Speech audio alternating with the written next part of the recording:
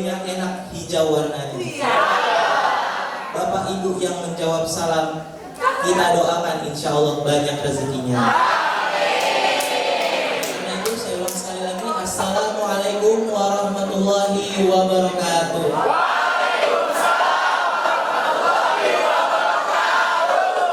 Alhamdulillahirrahmanirrahim. Innalhamdulillah nahmaduhu wa nasta'inuhu wa nastaghfiruh wa na'udzubillahi min syururi anfusina wa min sayyiati a'malina. May yahdihillahu fala mudilla lahu wa may yudlil fala hadiya lahu. Asyhadu an la ilaha illallah wa asyhadu anna Muhammadan abduhu wa rasuluh la nabiyya ba'dah. Bismillahirrahmanirrahim. Ya ayyuhallazina amanu taqullaha haqqa tuqatih wa la tamutunna illa wa antum muslimun. Ya ayyuhan nasu taqu rabbakumul ladzi khalaqakum min nafsin wahidah wa khalaqa minha zawjaha wa bassa minhuma rijalan katsiran wa nisaa'a wa taqullaha allazi tasaaluna bihi wal arham innallaha kana 'alaikum raqiba. Ya ayyuhallazina amanu taqullaha wa qulu qawlan sadida yuslih lakum a'malakum wa yaghfir lakum dzunubakum wa may yuti'illaha wa rasulahu faqad faza fawzan 'azima. Wa qala Allah ta'ala fil Qur'anil Karim aidan wa ista'azana rabbukum la in sakartum la azidannakum wa la in kafartum inna 'azabi lasyadid. Fa inna astaqal hadis kitabullah wa khairul hadi Nabiullah Muhammad sallallahu alaihi wasallam wa syarrul umuri muhdatsatuha wa kullu muhdatsatin bid'ah wa kullu bid'atin dhalalah wa kullu dhalalatin finnar. Amma ba'du, sadaqallahul azim wa sadaqa Rasulullah sallallahu alaihi wasallam. Allahumma anfa'na bihi wa barik lana fi. Alhamdulillahirabbil alamin. Oke, yang terhormat Ibu Rahma Megawati dan Pak Sofian Jalil,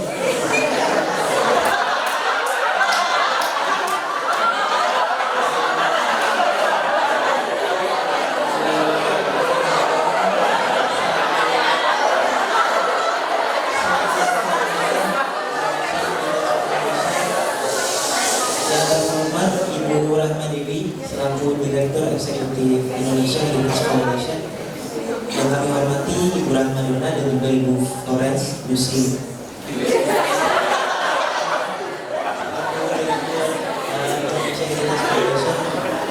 serta Bapak Kepala Sekolah dan Wakil Kepala Sekolah TK, SD, SMP, SMA dan juga Bapak Ibu Koordinator serta yang tidak bisa saya sebutkan namanya satu persatu, tapi mudah-mudahan tidak mengurangi rasa hormat saya. Oke, sebelumnya mohon izin Bapak Ibu, saya berdirinya saya di depan bukan berarti saya lebih alim.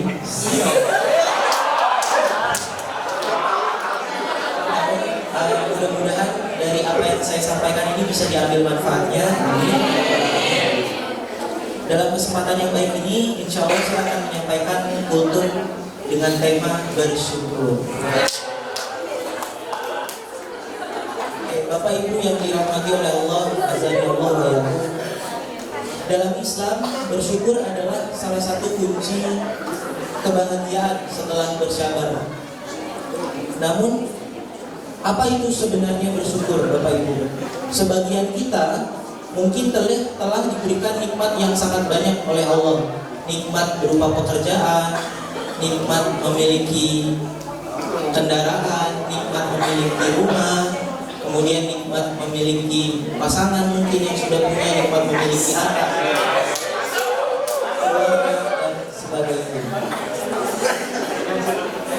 Allah Subhanahu wa Ta'ala dalam Al-Quran surat Ibrahim ayat ke-7 berfirman, wa ista'azana rabbukum la in syakartum la azidannakum wa la in kafartum inna azabi lasyadid. Dan ingatlah ketika Tuhanmu menetapkan bahwa sesungguhnya jika kamu bersyukur maka niscaya aku akan menambahkan nikmat kepadamu. Tetapi jika kamu mengingkari nikmatku maka pasti azabku sangat berat.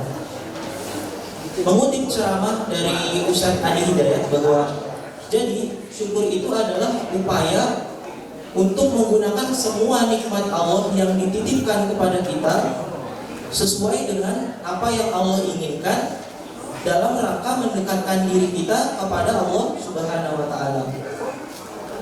Tadi seperti mobil, rumah, keluarga, pasangan, anak, itu semua hanyalah titipan. Yang mana titipan tersebut harus kita syukuri. Bersyukur bisa kita ungkapkan dengan mengucapkan lafaz alhamdulillah atau lafaz hamdalah. Bukan hanya itu, utamanya bersyukur harus dibuktikan dengan mempergunakan apa yang kita dapatkan oleh Allah sesuai dengan apa yang Allah inginkan tersebut. Contohnya Bapak Ibu, misalnya kita memiliki handphone. Ketika kita memiliki handphone tersebut kita gunakan untuk membaca Al-Quran, bekerja, berkomunikasi dengan orang tua, dan lain-lain.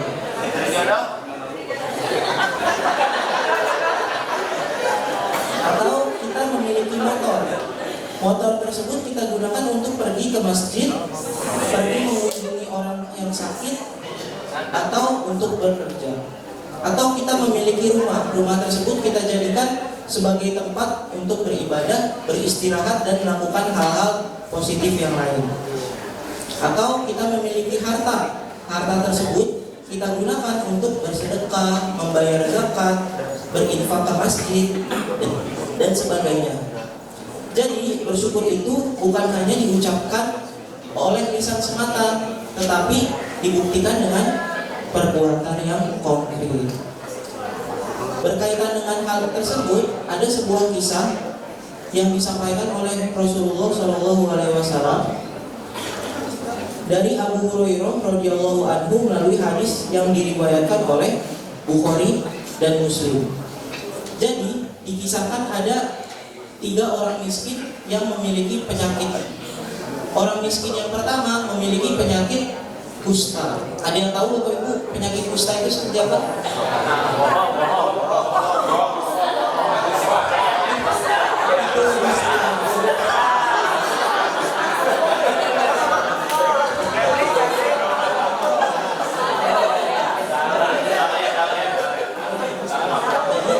Buat yang belum tahu, penyakit kusta itu seperti penyakit kulit.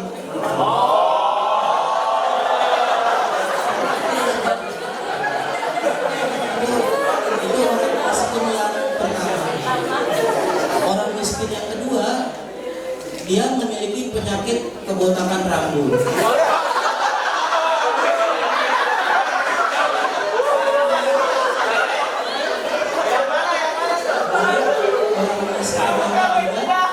Memiliki penyakit buta, jadi dia tidak bisa melihat. Nah,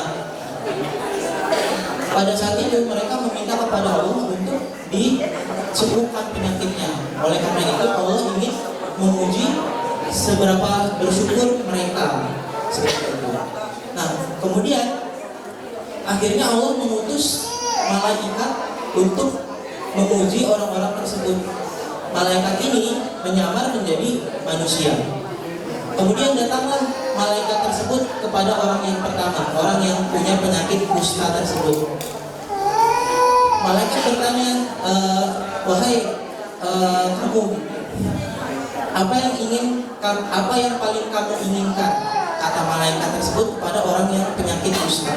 Kata orang tersebut, aku ingin bahwa penyakitku ini disembuhkan dan aku menjadi orang yang memiliki kulit yang indah dan tampan. Kalau zaman dulu belum ada skincare.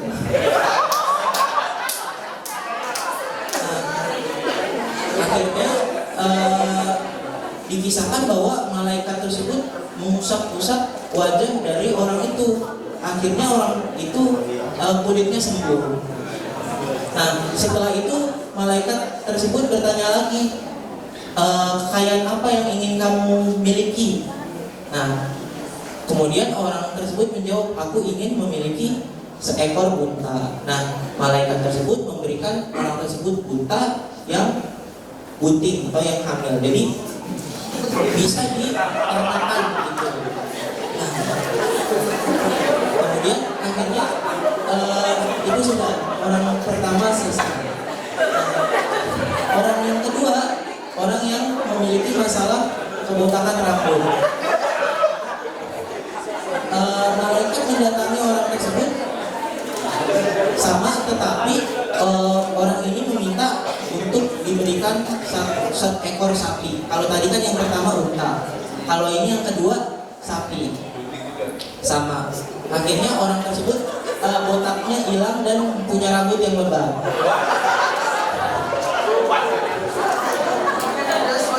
Nah, kemudian orang yang ketiga juga sama. Akhirnya dia bisa kembali melihat, tetapi dia bukan meminta unta atau sapi.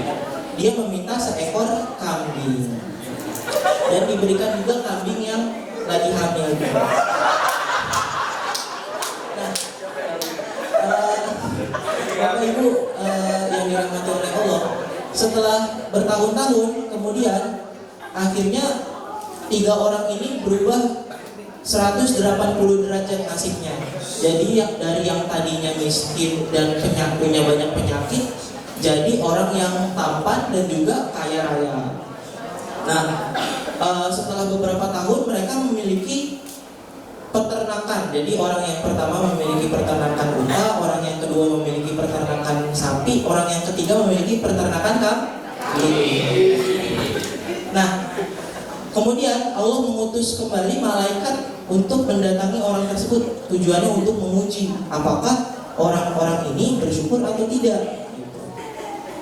Nah, kemudian malaikat ini diutus dalam rupa seperti mereka saat sakit dulu.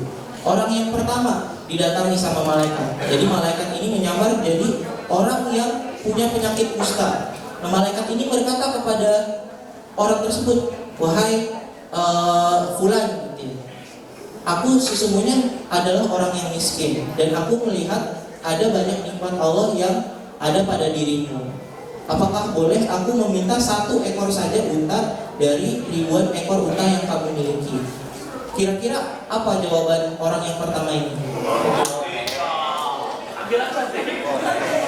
Nah, ternyata orang yang pertama ini dia tidak memberikan unta tersebut pada orang miskin yang ternyata malaikat yang sedang menyamar itu. Jadi dia berkata, "Tidak, ini sesungguhnya adalah harta hasil kerja kerasku sendiri."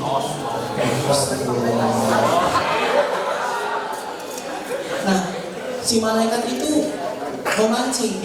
Dia bertanya seperti ini, "Sepertinya aku mengenal kamu dan sepertinya kamu itu dulu orang yang punya penyakit kulit dan kamu adalah termasuk bagian dari orang-orang yang miskin. Tetapi kenapa kamu tidak ingin memberikan hak